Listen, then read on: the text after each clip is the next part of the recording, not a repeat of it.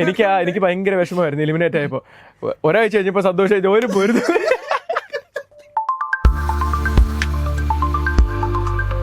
ഞാൻ അതിനകത്തൊരു മറ്റേ ചെറിയൊരു കുടിയനായിട്ടൊക്കെ അഭിനയിച്ച ഞാൻ പാട്ട് പാടി. അപ്പം പേടിയേ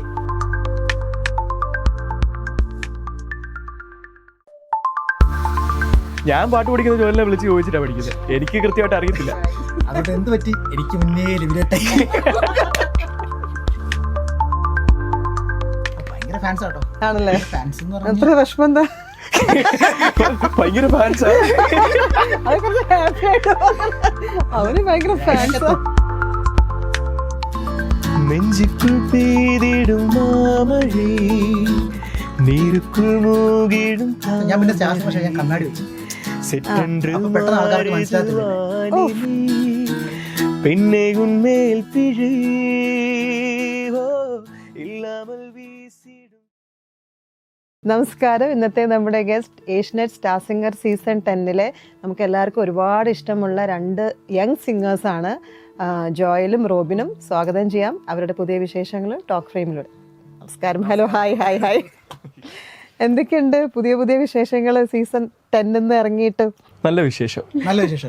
പ്രോഗ്രാംസ് ഒക്കെ ചെയ്ത് ഇങ്ങനെ അടിപൊളിയായിട്ട്. ഒരാള് ഇപ്പൊ ഗാനമേള സ്റ്റാറും മറ്റാള് ഇപ്പൊ ഇനോഗ്രേഷൻ സ്റ്റാർ ആയിക്കൊണ്ടിരിക്കുകയാണല്ലേ? ഞങ്ങൾ ഒരുമിച്ചൊരു ബാൻഡും ഉണ്ട്. നിങ്ങളിപ്പോ ഇപ്പൊ തുടങ്ങിയ ബാൻഡാണോ അതോ? ഞങ്ങൾ സ്റ്റാർസിന് വന്നതിന് ശേഷം ഞാൻ വിധു ജോയിലോട് ചേർന്നു. ഒരാളും കൂടെ ഞങ്ങൾക്ക് പരസ്പരം അറിയത്തേ ഇല്ല. പക്ഷെ എനിക്ക് ഇവനെ അറിയാം. ഇവന് ഓൾറെഡി ഒരു ഫെയിം ഉണ്ട്. എനിക്ക് ഇവനെ അറിയാം, വിധുവിനെ പരിചയമില്ല. പക്ഷെ ഞങ്ങൾ ഇവിടെ നിന്ന് പരിചയപ്പെട്ട് മിണ്ടുന്നൊക്കെ ആദ്യമായിട്ട്. അങ്ങനെ ഞങ്ങൾ 3 പേരും എങ്ങനെയോ ഞങ്ങളുടെ ഒരു വൈബ് മാച്ചായി. സത്യം പറഞ്ഞാൽ നമുക്ക് വിധുവിനും കൂടെ ഇതിൽ ആഡ് ചെയ്യേണ്ടതായിരുന്നു. പക്ഷേ വിധു ഇപ്പം ഇന്ന് ഷൂട്ട് ഗ്രൂമിങ് നടക്കുക സ്റ്റാർ സിംഗറിന്. അപ്പൊ അതുകൊണ്ട് വിധുവിന് എത്താൻ പറ്റിയില്ല. അല്ലെങ്കിൽ ഇന്ന് വിധു കൂടെ വരേണ്ടതായിരുന്നു. നിങ്ങൾ 3 പേരും സ്റ്റാർ സിംഗർ ഉള്ളപ്പോ തന്നെ പരിചയമുള്ളോ? നേരത്തെ പരിചയമൊന്നുമില്ല? ഇല്ല, വന്നിട്ട് പരിചയപ്പെട്ട. ഓ, വന്നു കഴിഞ്ഞപ്പോ ഭയങ്കര തിക്ക് ഫ്രണ്ട്സ് ആയി മാറിയില്ലേ? വിധു വേറെ ഇന്റർവ്യൂല് പറഞ്ഞായിരുന്നു അവന്റെ ബെസ്റ്റ് ഫ്രണ്ട്സ്. എങ്ങനെയുണ്ടായിരുന്നു ഈ ഷോ കഴിഞ്ഞിട്ടുള്ള ആൾക്കാരുടെ ഒരു റെസ്പോൺസ്? ഷോന്ന് ഇറങ്ങി ഭയങ്കര നല്ല റെസ്പോൺസ് ആയിരുന്നു. എല്ലാവർക്കും ഭയങ്കര ഒരു സ്നേഹം. കാരണം ഓൾറെഡി എല്ലാവരുടെയും മനസ്സിന്റെ ഉള്ളില് നിങ്ങൾ എത്തിക്കഴിഞ്ഞു. അതെ അതെ അതെ. കാരണം ഇൻസ്റ്റയിൽ ഞാൻ പാട്ടിടുമ്പോൾ കൂടുതൽ യങ് ആയിട്ടുള്ള ആൾക്കാരായിരുന്നു നമ്മൾ തിരിച്ചറിഞ്ഞോണ്ടിരുന്നത്. ഇപ്പം സ്റ്റാർ സിംഗറിൽ എത്തിയപ്പോഴത്തേനും ഒത്തിരി പ്രായമുള്ള അമ്മമാരൊക്കെ വന്ന് സംസാരിക്കാൻ തുടങ്ങിയപ്പോൾ ഭയങ്കര ഒരു വല്ലാത്തൊരു ഫീൽ ആയിരുന്നു. ഫാൻസിന്റെ ഇത് റേഞ്ച്. അതെ അതെ അതെ. ഫാൻസ് എന്നല്ല, ശരിക്കും മോനെ എന്ന് വിളിച്ച് അവര് വന്ന് പിന്നെ ബാക്കിയുള്ളവരെ അനിയൻ ചേട്ടൻ എന്നുള്ള സെറ്റപ്പിൽ വരുമ്പോഴത്തേനും ഭയങ്കര സന്തോഷം. അങ്ങനത്തെ ഒരു സ്നേഹം കിട്ടാന്ന് പറഞ്ഞാൽ തന്നെ വലിയൊരു കാര്യമാണ്. അവിടെയും സെയിം തന്നെയാണ്. എനിക്ക് കൂടുതൽ ഷോസ് ആണ് കിട്ടിയത്. കൂടുതൽ നമ്മുടെ ആ ഫെയിം വെച്ചിട്ടുള്ള ഷോസ്. ഞാൻ ഓൾറെഡി ഷോസ് ചെയ്യാറുണ്ടായിരുന്നു. അപ്പം ഇത് കഴിഞ്ഞ പിന്നെ ഫെയിം വെച്ചിട്ടുള്ള കുറെ ഷോസ് ഇങ്ങനെ വിളിക്കാൻ തുടങ്ങി. പിന്നെ ആൾക്കാർ റെക്കഗ്നൈസ്. ഞാൻ പിന്നെ സ്റ്റാർസിന് പക്ഷേ ഞാൻ കണ്ണാടി വെച്ചു. അപ്പൊ പെട്ടെന്ന് ആൾക്കാർക്ക് മനസ്സിലാകത്തില്ല എന്നെ.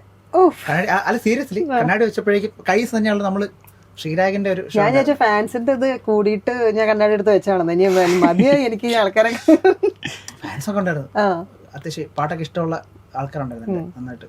അപ്പൊ അത് കഴിഞ്ഞിട്ടാണ് കണ്ണാടി വെച്ചത്.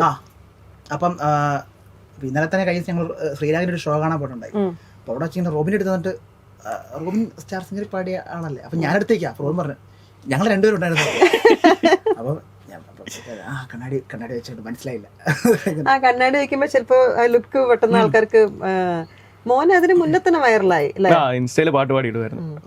മറ്റേ മാനയൊക്കെ പറഞ്ഞ 1 മില്യൺ എത്ര അടിച്ചു? 1 മില്യൺ 2 മില്യൺ ആയി. അത് വെറുതെ ചുമ്മാ പാടിയതാ തോന്നുന്നു അല്ലേ? ചുമ്മാ വീട്ടിൽ ഇരിക്കുക, സമയം കിട്ടുമ്പോ പാടുക അങ്ങനെ റീച്ച് ആയ. അല്ല, അത് ബ്ലൂപേഴ്സ് അടിച്ച് വിട്ടല്ലേ? അതെ അതെ അതെ. ആദ്യം കുറച്ച് തെറ്റ് ചെയ്തു, എല്ലാം കൂടെ മിക്സ് ചെയ്ത് അങ്ങനെ തെറ്റിക്കാൻ പെട്ട പാടേ. അതെ അതെ അതെ. അത് മലപ്പുറം തെറ്റിച്ചാണോ? അല്ല, ഫസ്റ്റ് വീഡിയോയിൽ ആദ്യം തെറ്റ് ചെയ്ത് ചുമ്മാ കയറ്റിയിട്ടാ. പിന്നെ നമുക്ക് തെറ്റിക്കാതെ പറ്റത്തില്ല എന്നായി, അങ്ങനെ തെറ്റിച്ചു. പക്ഷെ അത് ഭയങ്കര വൈറൽ. അത് എടുക്കുമ്പോ വിചാരിച്ചിരുന്നത് ഇത്ര ഭയങ്കര വൈറലായി പോകുന്നൊക്കെ. പോയില്ല.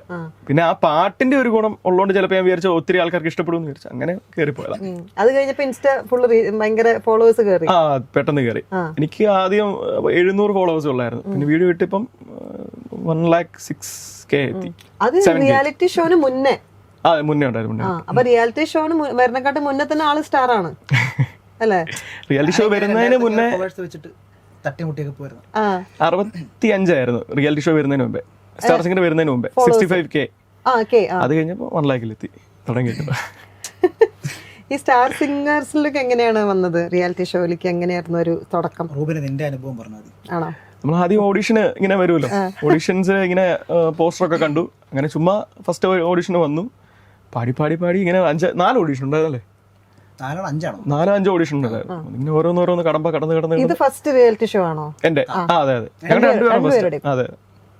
ഫസ്റ്റ് എന്ന് പറയുമ്പോൾ ട്രൈ ചെയ്തു, കിട്ടിയില്ല. ഇതാണ് കിട്ടിയ ആദ്യത്തെ റിയാലിറ്റി ഷോ. ഞാൻ ആക്ച്വലി കോളേജ് കഴിഞ്ഞിട്ട് എനിക്ക് മ്യൂസിക് പ്രൊഡക്ഷൻ പഠിക്കാനാണ് ആഗ്രഹം. അപ്പം ഞാൻ ഇങ്ങനെ പ്രൊഡക്ഷൻ പഠിക്കാൻ പോകാന്നൊക്കെ കരുതി പ്ലാൻ ചെയ്തപ്പോഴേക്കാണ് സ്റ്റാർ സിംഗർ. അപ്പം ഞാൻ ഈ പറഞ്ഞ കുറേ ഷോയിൽ ഇപ്പോൾ സൂപ്പർ 4 ആയിക്കോട്ടെ, അല്ലെങ്കിൽ സ്റ്റാർ സിംഗറിന്റെ കഴിഞ്ഞ സീസണിൽ ഓഡിഷന് പോയിട്ടുണ്ട്. അങ്ങനെ ഞാൻ കുറേ ഓഡിഷൻസിന് പോയിട്ടുണ്ട്. അപ്പോൾ എനിക്കിങ്ങനെ കിട്ടാതെ, ഇപ്പോൾ നാട്ടുകാർക്കൊക്കെ നമ്മളെ ഭയങ്കര പ്രതീക്ഷയാണ്, പോയവൻ അടിപൊളി പാട്ട് അങ്ങനെ കിട്ടും. നാട്ടുകാരെ മുന്നിൽ നമ്മളാണ് ഏറ്റവും വലിയ പാട്ടുകാരൻ. പക്ഷെ നമുക്കൊരു നമ്മുടെ അവസ്ഥ അറിയാം. അങ്ങനെ ഇങ്ങനെ ഷോയിൽ പോയി ഓഡിഷന് പോകുന്നത് കിട്ടുന്നില്ല. അപ്പോൾ ഒന്നിനും പോയിട്ട് കിട്ടുന്നില്ല. അപ്പം ലാസ്റ്റ് സ്റ്റാർ സിംഗർ വന്നപ്പോഴേക്കും വീട്ടുകാർ നീ ഒന്ന് പോയി നോക്ക്, കിട്ടിയാൽ കിട്ടട്ടെ, പോയി നോക്കെന്ന് പറഞ്ഞു. പോയി നോക്കാം. അപ്പോൾ എനിക്ക് പ്രൊഡക്ഷൻ പഠിക്കാൻ എൻ്റെ മൈൻഡിൽ ആഗ്രഹം, എനിക്ക് പ്രൊഡക്ഷൻ പഠിക്കണം. വീട്ടുകാർ ഇങ്ങനെ നമ്മളായിട്ട് ശ്രമിച്ചില്ല എന്ന് വേണ്ട. അങ്ങനെ ഞാനിങ്ങനെ ഓഡിഷന് വന്നു. അപ്പോഴാണ് 6200 പേരാണ് ഫസ്റ്റ് 6500 പേരാണ് മൊത്തം ഉണ്ടായിരുന്നത് ഓഡിഷന്. അത് അപ്പൊ അത്രയും പേര് ഉണ്ടെന്ന് അറിഞ്ഞപ്പോൾ തന്നെ നമ്മുടെ കിളി മാറി. കാരണം ഇത്രയും പേര് നമുക്ക് സെലക്ഷൻ കിട്ടുക എന്ന് പറയുന്നത് ഇമ്പോസിബിൾ ആണ്. കാരണം അത്രയും ടാലൻസ് ആണ് വരുന്നത്. ഏജ് ലിമിറ്റ് ഇല്ലല്ലോ, 16 തൊട്ട് എത്ര അല്ലേ, ഒത്തിരി പ്രായമുള്ളവർ ഒത്തിരി പേര് വന്നു. കണ്ണൂരിൽ നിന്നൊക്കെ ബൈക്ക് ഓടിച്ച് പുള്ളിയുണ്ട്, ആക്റ്റീവ വന്നൊരു. അപ്പൊ 16 വയസ്സ് തൊട്ട് മുകളിലേക്കാണ് ഏജ്. അപ്പോൾ അങ്ങനെ ഞങ്ങൾ ഓഡിഷന് പോയി ചെന്നു. അന്നേരം നിന്നെ കണ്ടാണല്ലേ നമ്മൾ പരിചയപ്പെട്ട 4ാമത്തെ ഓഡിഷൻ. അതുകൊണ്ട് ഞങ്ങളിങ്ങനെ കണ്ട് പരിചയപ്പെട്ടു. ഫസ്റ്റ് ഓഡിഷൻ കഴിഞ്ഞു, സെക്കൻഡ് ഓഡിഷൻ കഴിഞ്ഞു, തേർഡ് ഓഡിഷൻ കഴിഞ്ഞു, ഫോർത്ത് ഓഡിഷൻ കഴിഞ്ഞു. സെലക്ഷൻ കിട്ടി ഇങ്ങനെ പോകുന്നു. അപ്പോഴും ഫൈനൽ വരെ എത്തിയപ്പോഴേക്കും പിന്നെ എനിക്കൊരു ആഗ്രഹമുണ്ട്. ഫൈനൽ ഓഡിഷൻ കഴിഞ്ഞാൽ പിന്നെ മെഗാ ഓഡിഷൻ ഫ്ലോർ വെച്ചിട്ടാണ് ചിത്രചേച്ചിയുടെ മുന്നിൽ. അപ്പം മെഗാ ഓഡിഷന്, അപ്പോൾ ഫൈനൽ ഓഡിഷൻ കഴിഞ്ഞപ്പോഴേക്കും എന്നെ വിളിച്ചു, ജോയൽ സെലക്ഷൻ ഉണ്ട്, മെഗാ ഓഡിഷനിലേക്ക് സെലക്ഷൻ കിട്ടിയെന്ന് പറഞ്ഞു. ഭയങ്കര ഹാപ്പിയായി. അപ്പം മെഗാ ഓഡിഷന് നമ്മൾ 3 പാട്ടാണ് പാടുന്നത്. അപ്പം ചിത്രചേച്ചിയുടെ മുന്നിൽ നമ്മൾ ഫ്ലോറിൽ നിന്ന് പാടി ചിത്രചേച്ചി ബസ്സിലടിച്ച് നമ്മളെ സെലക്ട് ചെയ്യുന്ന സംഭവമാണ്.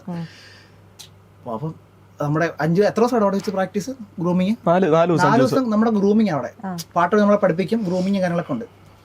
അപ്പം ഞാനിങ്ങനെ, അപ്പം എനിക്ക് കിട്ടും, ഷോയിൽ ഞാൻ കയറുമെന്ന് എനിക്ക് യാതൊരു പ്രതീക്ഷയില്ല. അപ്പം ഞാൻ ഷോ ഡയറക്ടർ സർഗോസാറിൻ്റെ അടുത്ത് ഞാൻ പറഞ്ഞു, സാർ മെസ്സേജ് അയച്ചു, സാർ എൻ്റെ പേര് ജോയൽ, എനിക്ക് മെഗാ ഓഡിഷനിലേക്ക് സെലക്ഷൻ കിട്ടുന്നുണ്ട്, എനിക്ക് ഷോയിലേക്ക് സെലക്ഷൻ കിട്ടുമെന്ന് അറിയില്ല, എനിക്ക് മെഗാ ഓഡിഷനിലെങ്കിലും ഒന്ന് പഠിക്കുമോ സാർ എന്നൊക്കെ പറഞ്ഞ് ഞാനിങ്ങനെ എന്നെ മെഗാ ഓഡിഷനിലെങ്കിലും എന്നെ മെഗാ ഓഡിഷനാണ് TV കാണത്തുള്ളൂ, അതെങ്കിലും ഒന്ന് കാണാൻ പറ്റിയിരുന്നെങ്കിൽ, TV ഒന്ന് കാണിക്കുമായിരുന്നെങ്കിൽ എന്നൊക്കെ ചോദിച്ച് സാറിനോട് ഇങ്ങനെ പറഞ്ഞ്, സാറ് ഒരു ദിവസം ഗ്രൂമിങ്ങിൻ്റെ സമയത്ത് വന്നിട്ട് പറഞ്ഞു, ഇവനെ കാര്യമൊന്നും പഠിപ്പിക്കട്ടെ, ഇവന് മെഗാ ഓഡിഷന് മാത്രം പഠിക്കും, ഇതിന് ഷോയിൽ കാരണം ആഗ്രഹമുണ്ടോ, അവന് TV-യിൽ ഒന്ന് വന്നിട്ട് പോയാൽ മതി, ഇവന് മെഗാ ഓഡിഷന് പാടിയാൽ മതി, ഇവന് ഷോയിലേക്ക് കയറണം ആഗ്രഹമില്ലെന്ന് പറഞ്ഞു. അങ്ങനെ എങ്ങനെ പാടി അത് ഷോയിൽ കയറിയ സംഭവം ഭയങ്കര സംഭവം കേട്ടോ. കാരണം 2 ദിവസം ഷൂട്ടല്ല അവിടെ. ഫസ്റ്റ് ദിവസം എനിക്ക് കിട്ടില്ല. അത് ഫസ്റ്റ് ദിവസം ആദ്യം പാടിയത് വിധുരാജ് പാടി. ഞങ്ങൾ ഒരു ബെൽറ്റ് പോലെ ആയിരുന്നു ഗ്രൂമിംഗ് സമയത്തല്ല, ഞങ്ങൾ ഒരുമിച്ച് ഒരു റൂമിലാണ് ഞങ്ങൾ താമസിച്ചോണ്ടിരുന്നത്. അന്നത്തേക്ക് ഞങ്ങൾ നമ്മുടെ അത് ഉന്നയിക്കണതൊക്കെ അത് പറയാം. അതെ അപ്പത്തേനും ഫസ്റ്റ് ഓഡിഷൻ ചിത്രചേച്ചി സെലക്ട് ചെയ്ത് വിധുരാജ് പാടി. ഫസ്റ്റ് പാട്ടിൽ തന്നെ ചിത്രചേച്ചി എടുത്തു. 3 പാട്ടിലായിരുന്നു എടുക്കേണ്ടത്, ഫസ്റ്റ് പാട്ടിൽ തന്നെ വിധുരാജിനെ സെലക്ട് ചെയ്തു. അത്രയ്ക്ക് അടിപൊളിയായിരുന്നു. സ്റ്റേജിൽ കയറി വന്ന് സെലക്ഷൻ കൊടുത്തു. അതെ അത് കഴിഞ്ഞിട്ട് കുറച്ച് നമ്പർ കഴിഞ്ഞിട്ടായിരുന്നു എന്റെ സെലക്ഷൻ. ഞാനും കയറി 3 പാട്ട് പാടി. അപ്പത്തേനും സെലക്ട് ആയി. അത് കഴിഞ്ഞിട്ട് ഷൂട്ട് കഴിഞ്ഞു. പിന്നെ അടുത്ത ദിവസത്തോട്ട് പോയി. അപ്പം എനിക്കും സെലക്ഷൻ കിട്ടി, വിധുരാജിനും കിട്ടി. ജോലിന് ടെൻഷനായി.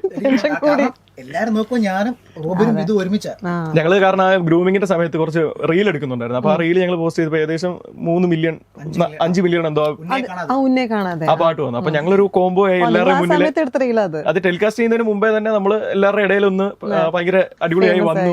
അപ്പൊ ഇനി ഇത് കിട്ടത്തില്ലയോ എന്ന് ഒരു ജോലിനൊരു ടെൻഷനായി. പക്ഷെ ഓഡീഷന് ഏറ്റവും അടിച്ചുപൊളിയായിട്ട് പാടിയത് ജോയിലാണ്. അതായത് ഓഡീഷന് സ്റ്റേജിൽ കയറി കഴിയുമ്പോഴേക്കും നമുക്ക് റിഹേഴ്സൽ ഉണ്ടല്ലോ. അപ്പൊ ഞാൻ പാടിയത് ചന്ദനച്ചോലയില് 3 മിനിറ്റ് ലാഗുള്ള 3 മിനിറ്റിൽ 3 പാട്ടാണ് പാടുന്നത്. ഒരു മെലഡി, സെമി ക്ലാസിക്കലി, ഫാസ്റ്റ്. അപ്പൊ ഞാൻ ചന്ദനച്ചോലയിലാണ് പാടിയത്. അപ്പൊ ചന്ദനച്ചോല പാടിയപ്പോഴേക്കും സ്റ്റേജിൽ കയറി. അപ്പൊ ആദ്യം ഇത്ര ചേച്ചിയെ ഇങ്ങനെ അടുത്ത് കാണാം. അപ്പൊ ജോലി ഓക്കെയാണോ, ടെൻഷൻ ഒന്നുമില്ല. ഞാൻ പറഞ്ഞു കുഴപ്പമില്ല, ടെൻഷൻ ഉണ്ട്. ചന്ദനച്ചോലയിൽ ഇങ്ങനെ റിഹേഴ്സലിൽ പാടിയാണ്. റിഹേഴ്സൽ പാടിയപ്പോഴേക്കും ചന്ദനച്ചോലയുടെ സംഗതിയാണ് മറ്റേ കിടാവേ ഉറക്കമായോ, ഈ ഒരു സംഗതിയുണ്ട്. ഇത് എന്നെ നൗഷാദ് മാഷ് രാവും പകലെന്നില്ലാതെ എന്നെ കഷ്ടപ്പെട്ട് പഠിപ്പിച്ച സാധനം. അതുകൊണ്ട് ഞാനത് ഏത് ഉറക്കത്തിലും പാടും. റിഹേഴ്സൽ ഞാനതങ്ങ് തെറ്റിച്ചു. റിഹേഴ്സൽ തെറ്റിച്ചു. ചിത്രേച്ചി ഇങ്ങനെ ഷറീഫിക്കണം നോക്കി, തെറ്റിയല്ലേ. അപ്പൊ അപ്പോഴേക്കും എന്റെ മനസ്സിലിങ്ങനെ കിളി മാറി. ഇത്ര ദിവസം ഞാൻ ഇവിടം വരെ എത്തി, എന്റെ സ്വപ്നങ്ങളല്ലേ ഇപ്പൊ തകരുന്നു. അപ്പൊ അവർക്കൊരു നെഗറ്റീവ് ഇംപ്രഷൻ ആയല്ലോ. ജോയൽ ഓക്കെയാണ്, ഞാൻ പറഞ്ഞു ഓക്കെയാണ്. അപ്പൊ ടേക്ക് പോവാൻ ടേക്ക്. അപ്പൊ ജോയൽ റെഡി, 3, 2, 1 ആക്ഷൻ പറഞ്ഞു. എനിക്ക് എവിടുന്നോ ഒരു അനുഗ്രഹം പോലെ എന്തോ ഒരു സംഭവം കിട്ടി. കറക്റ്റ് റിഹേഴ്സൽ ടൈമിൽ വോയിസിൽ ആ ടെൻഷൻ അറിയാൻ പറ്റുന്നുണ്ടായിരുന്നു. പക്ഷെ സർഗോ സാർ സ്റ്റാർട്ട് പറഞ്ഞപ്പോ ഒരു വേറൊരാളായി മാറി. ടേക്കില് ചിത്രേശ് കഴിഞ്ഞ് പറയുന്നത് സാധാരണ എല്ലാവരും റിഹേഴ്സലിനെ ശരിയാക്കിയിട്ട് ടേക്ക് ചെയ്യുമ്പോഴേക്ക് ടെൻഷൻ കാരണം ഞാൻ റിഹേഴ്സൽ തെറ്റിച്ചിട്ട് അടിപൊളിയായിട്ട് പാടി. ബാക്കി 2 പാട്ട് ഏതായിരുന്നു? ബാക്കി ഒന്ന് സെമി ക്ലാസിക്കൽ സായന്ത്രം ചന്ദ്രയായിരുന്നു. പിന്നെ ഫാസ്റ്റ് പാടിയത് മറ്റേ മനമറിയുന്നോടല്ലേ, മനമറിയുന്നോട് പാട്ട്. ചിത്രേച്ചിനെ അപ്പൊ ഫസ്റ്റ് കണ്ടപ്പോ പേടിയൊന്നുണ്ടായിരുന്നില്ല സ്റ്റേജ് കയറി? ചിത്രേച്ചി ഞങ്ങൾ ഓൾറെഡി ഞങ്ങളൊരു ഇവന്റിന് കണ്ടായിരുന്നു. ഈ സ്റ്റാർ സിംഗറിന് തന്നെ ഒരു ഫ്ലാഗ് ഓഫ് ഒരു ഷോ വെച്ചായിരുന്നു. അപ്പൊ അതിന്റെ ഒരു ഇവന്റിന്. പക്ഷെ അതുപോലെയല്ല, നമ്മൾ ജഡ്ജ് ചെയ്യാനായിട്ട് ചേച്ചി മുന്നിലിരിക്കുമ്പോഴത്തേനും ഭയങ്കര ടെൻഷനല്ലേ? ചിത്രേച്ചിയെ കാണുമ്പോൾ തന്നെ എനിക്കാണ് കിളി മാറിപ്പോയി. കാരണം ഒരു രക്ഷയില്ല, ഭയങ്കര ഓറയാണ്, ഒന്നും പറയാൻ. അന്നാണ് ചിത്രേച്ചിനെ ഫസ്റ്റ് കാണുന്നത്. അല്ല, അതിന് മുമ്പ് കണ്ടിട്ടുണ്ട്. പക്ഷെ നമ്മളിങ്ങനെ സംസാരിക്കുന്നതും നമുക്ക് വേണ്ടിയിട്ട് ഇത്ര ഇച്ചിരി സമയം തരുവാണല്ലോ. അന്ന് എല്ലാവർക്കും വേണ്ടി അടുത്തേക്ക് വന്ന അങ്ങനെ ഇതിപ്പോ നമ്മളെ തന്നെ സ്റ്റേജിൽ അത് ഭയങ്കര ടെൻഷനാണ്. ടെൻഷൻ കയറിയിട്ട് കൈക്കൊക്കെ ഇങ്ങനെ കിടത്ത് വിറയ്ക്കായിരുന്നു. അതൊന്നും സർവൈവ് ചെയ്യേണ്ട കാര്യമുള്ളൂ. പിന്നെ മുന്നോട്ട് പോകുമ്പോൾ ചിത്രാമ്മ ഭയങ്കര ഫ്രണ്ട്ലി ആയിട്ട് സംസാരിക്കുന്നത്, ശരിക്കും ഒരു അമ്മ സംസാരിക്കുന്ന പോലെ സംസാരിച്ച് പിന്നെ കുഴപ്പമില്ല. പക്ഷെ ആദ്യത്തെ സ്റ്റേജ് സർവൈവ് ചെയ്യാൻ ഭയങ്കര പാടായിരുന്നു. പിന്നെ വിധുചേട്ടന് പിന്നെ ആരായിരുന്നു? സിത്താര ചേച്ചി. അവരൊക്കെ എങ്ങനെ ഉണ്ടായിരുന്നു? അവര് കമ്പനി, ആദ്യം പോലെ കമ്പനിയാ, രസമാണ്. പക്ഷെ നമുക്ക് അതുപോലെയല്ല, ചിത്ര ചേച്ചി എന്ന് പറയുമ്പോഴത്തേനും ആ ഒരു വേറൊരു ഓറയാണ്. നമുക്ക് പേടി, ആദ്യം ഭയം, ബഹുമാനം എല്ലാം കൂടെ വന്നിട്ട് നമുക്കൊരു ഫ്രീഡം ഉണ്ട്. നമുക്ക് എന്തും പറയാം, നമുക്കൊരു ഫ്രണ്ട്ലി ആയിട്ട്. അപ്പൊ ഞാൻ റോബിനൊക്കെ സംസാരിക്കാം, നമുക്ക് സംസാരിക്കാൻ പറ്റും. സിത്താര ചേച്ചിയുടെ അടുത്താണെങ്കിൽ നമുക്ക് അങ്ങനെ സംസാരിക്കാൻ പറ്റും. ചിത്ര ചേച്ചിയുടെ അടുത്ത് നമുക്ക് അങ്ങനെ പെട്ടെന്ന് അടി കയറി മിണ്ടാൻ പറ്റത്തില്ല. ഫ്രീ ആണ്, പക്ഷെ നമുക്കൊരു റെസ്പെക്ട് കാരണം നമുക്കത് പറയാനൊരു ബുദ്ധിമുട്ട് പോലെ. പക്ഷേ ചിത്ര ചേച്ചി ഭയങ്കര ഫ്രണ്ട്ലിയാണ് നമ്മളോട്. നമുക്കുള്ള ടെൻഷൻ ഇപ്പൊ നമ്മൾ ഗ്രൂമിംഗ് സമയത്തൊക്കെ ആണെങ്കിലും സോഫയൊക്കെ ഇട്ടിരിക്കും എല്ലാവർക്കും ഇരിക്കാൻ വേണ്ടി. ചിത്രം നമ്മുടെ കൂടത്തിൽ വന്ന് ഇവിടെ വന്നിരിക്കും. വേറെ കസാര കിട്ടാ പോലും അവിടെ ഒന്നുമില്ല, നമ്മുടെ കൂടത്തിൽ വന്നിരിക്കും. അത് നിങ്ങൾ ഭയങ്കര ബ്ലെസ്ഡ് ആണല്ലോ, കാരണം കൂടെ പാടാൻ കിട്ടുക, പിന്നെ കൂടെ കുറച്ചു നേരം ചിത്രമ്മയുടെ കൂടത്തിൽ ഇത്രയും സമയം സ്പെൻഡ് ചെയ്യാന്ന് പറഞ്ഞാൽ ടൈം സ്പെൻഡ് ചെയ്യാന്ന് പറഞ്ഞാൽ അതെനിക്കൊരു ചെറിയൊരു എക്സ്പീരിയൻസ് ഉണ്ട്. നമ്മള് ഷൂട്ട് നടന്നുകൊണ്ടിരിക്കുവായിരുന്നു. അപ്പം ചിത്രാമ്മ ഇങ്ങനെ റൂമിലോട്ട് പോയി, വാഷ്റൂമിലോട്ട് പോയി തിരിച്ചു വരുന്ന സമയം. അപ്പൊ ചിത്രാമ്മ ഇടയ്ക്ക് എയർപോർട്ടിൽ എന്തോ വെച്ച് വീണ് കൈക്ക് ഒരു ചെറിയ ഫ്രാക്ചർ എന്തോ വന്നായിരുന്നു. അപ്പൊ ഞാൻ ഇതങ്ങനെ ചോദിച്ചോണ്ടോ ചിത്രാമ്മ എന്തോ പറ്റിയെന്നൊക്കെ ചോദിച്ചു. അപ്പത്തേനും നമ്മുടെ വീട്ടിൽ ഈ അമ്മമാരൊക്കെ സംസാരിക്കുന്നത്, ഒന്നും പറയണ്ട മോൻ, ഞാൻ ഇങ്ങനെ വീണിട്ട് എന്റെ കൈയൊക്കെ പോയി, ഭയങ്കര വേദനയാ മോൻ. എന്നിട്ട് ഞാനിങ്ങനെ പറഞ്ഞ് നമ്മൾ സംസാരിച്ച് ചിത്രാമ്മ ഞാനെന്താ സ്റ്റേജിലോട്ട് പോട്ടെ എന്ന് പറഞ്ഞ് ചിത്രാമ്മ കയറി. ഞാൻ അപ്പുറത്തുള്ള സ്റ്റേജിൽ കയറി. ഞാൻ തിരിച്ച് നടന്നു വരുന്ന വഴിക്ക് ഒരു കുടുംബം, ഒരു അമ്മയും ഒരു ഭർത്താവും മോളും കൂടെ ഓടി വരുവാ. ഓടി വന്നിട്ട് എന്നോട് ചോദിക്കും, ചിത്രാമ്മ കയറിപ്പോയി. ഞാൻ പറഞ്ഞു ഇപ്പൊ അങ്ങോട്ട് പോയതേ ഉള്ളൂ എന്ന് പറഞ്ഞിട്ട് ഞാൻ കാഷ്വലായിട്ട് നിൽക്കുക.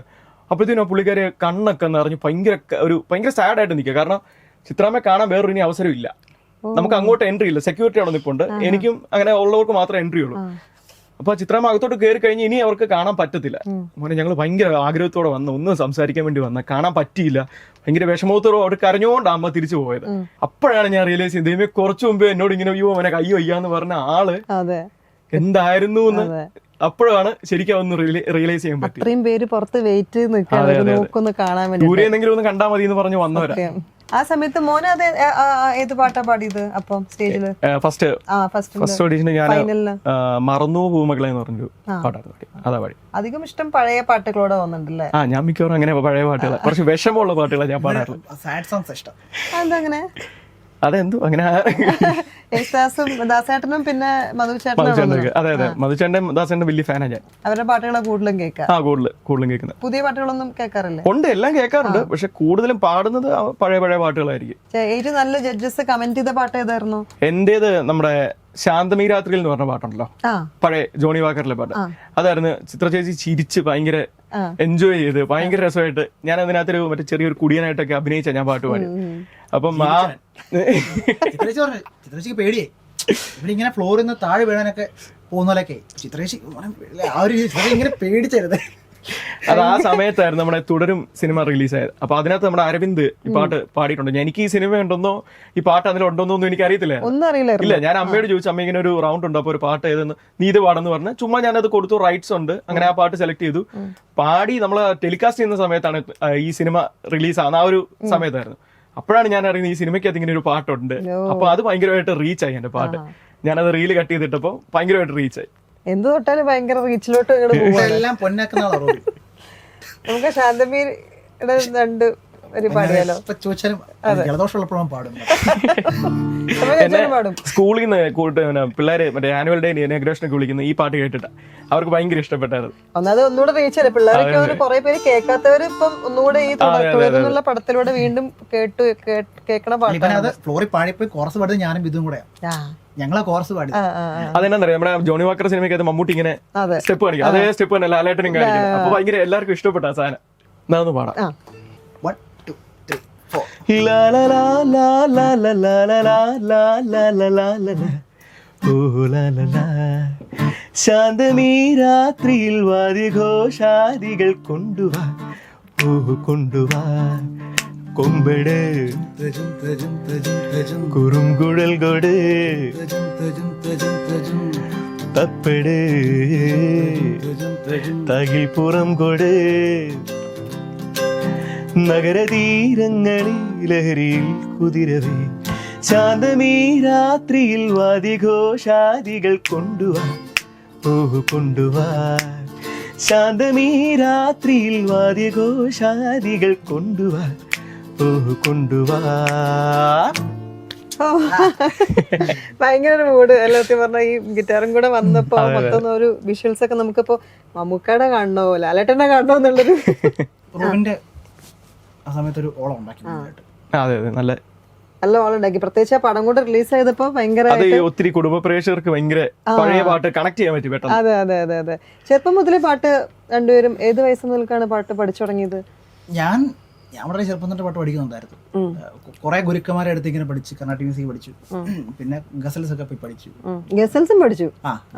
ഞാൻ ഗസൽ കോൺസേർട്ട് ചെയ്യാറുണ്ട്. ഓ ശരിയാ. ഗസൽസും പഠിച്ചു. അങ്ങനെ അത് എന്താ പറയാ, കർണാട്ടിക് ഹിന്ദുസ്ഥാനിലോട്ട് പോകാൻ താല്പര്യം ഉണ്ടായില്ലേ? ഗസൽസ് സ്പെഷ്യലൈസ് ചെയ്ത് ഇങ്ങനെ പഠിച്ചു. ഹിന്ദുസ്ഥാനി പ്രോപ്പറായിട്ട് ഞാൻ പഠിച്ചില്ല. ഗസൽസ് കുറെ ഇങ്ങനെ പഠിച്ചു. ഒരു ഗുരുവിന്റെ അടുത്ത് തന്നെ പോയിട്ടാ പഠിച്ചത്, ഹാർമോണിയം വെച്ച്. ജോലി ശരിക്കും ഒരു സിംഹമാണ്. കാരണം ഓരോ നോട്ട് വരെ കൃത്യമായിട്ട് പറഞ്ഞു തരാനും. ഞാൻ പാട്ട് പഠിക്കുന്ന ജോലിനെ വിളിച്ച് ചോദിച്ചിട്ടാ പഠിക്കുന്നത്. എനിക്ക് കൃത്യമായിട്ട് അറിയത്തില്ല. അതുകൊണ്ട് എന്ത് പറ്റി, എനിക്ക് മുന്നേ ലിമിനേറ്റായി. നിന്റെ പഠിപ്പേരിന് ഗുണം കൊണ്ടല്ലേ. ഞങ്ങൾ ഇങ്ങനെ കേട്ടോ, ഞങ്ങൾ അങ്ങോട്ടും ഇങ്ങോട്ടും ചുമ്മാ എന്തെങ്കിലുമൊക്കെ പറഞ്ഞ് ചുമ്മാ കളിയാക്കി ഭയങ്കര രസമാണ്. ഞങ്ങൾ കൂടി കഴിഞ്ഞാൽ ഭയങ്കര വൈബാ. അതില് മറ്റാള് ശരിക്കും പറഞ്ഞാൽ മിസ്സായി. അയ്യോ അവനിങ്ങനെ അവനിച്ചിരി ഇൻട്രോവേർട്ടാ, ഭയങ്കര ഇൻട്രോവേർട്ടാ പുള്ളി. ഇങ്ങനെ ആരെങ്കിലും ഇന്റർവ്യൂനൊക്കെ വിളിക്കുമ്പോ വേണ്ട ടെൻഷനാ.